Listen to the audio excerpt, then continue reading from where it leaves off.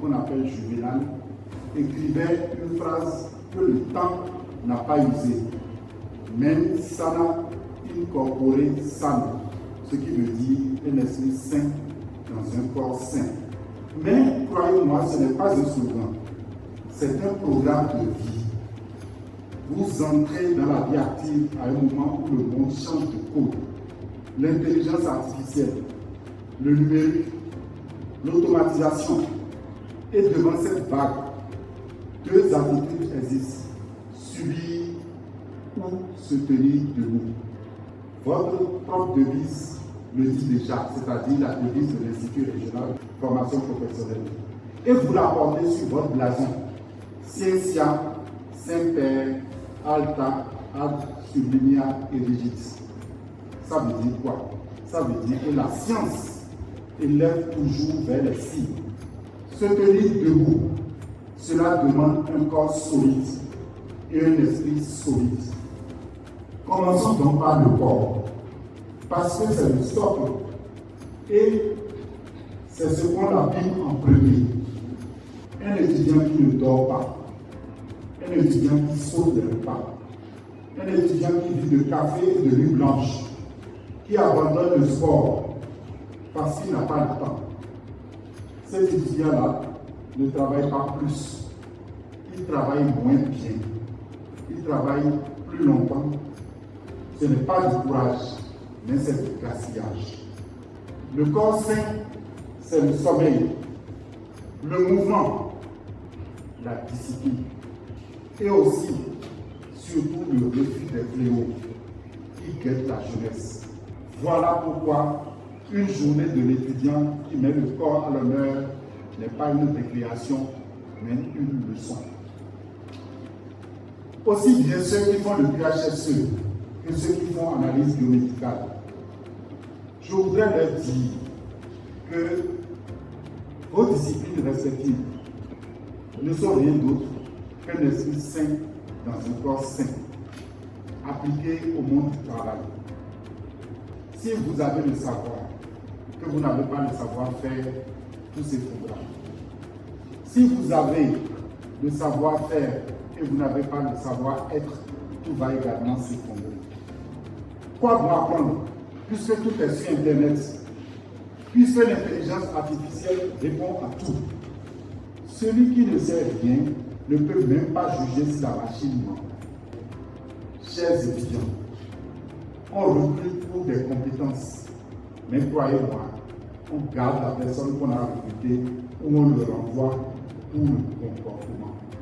De ce fait donc, savoir, savoir-faire et savoir-être n'est une exigence unique. Le travail bien fait. Permettez-moi d'aborder un sujet délicat, c'est-à-dire la formation à l'aide de l'intelligence artificielle et du numérique. L'intelligence artificielle ne remplacera pas nécessairement l'homme. Mais l'homme qui maîtrise l'intelligence artificielle remplacera très probablement celui qui l'ignore. C'est d'ailleurs pourquoi nous avons décidé de mettre au programme à partir de l'année prochaine l'intelligence artificielle comme une discipline ici à l'Institut régional de formation professionnelle.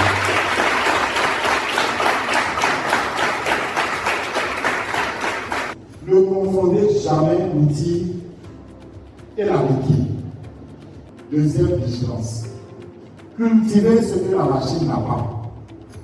Je voudrais maintenant aborder un point qui me semble extrêmement important. Ce point, c'est l'innovation, l'entrepreneuriat. Quand vous finirez, que vous aurez vos diplômes en main, ne cherchez pas seulement un emploi. Créez-en. Beaucoup d'entre vous sortiront d'ici avec un diplôme en main et une seule phrase en tête. Où vais-je trouver un emploi? Je voudrais que vous ajoutiez une seconde question, tout aussi légitime. Quel problème puis-je résoudre? C'est cela l'entrepreneuriat. Entreprendre, c'est repérer un problème que vivent les gens de façon réelle et y apporter une solution qui tienne debout économiquement.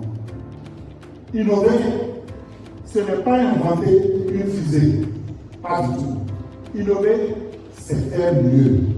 moins cher, plus utile, plus près. Donc, n'ayez pas peur de l'échec. Ayez plutôt peur de ne rien tenter.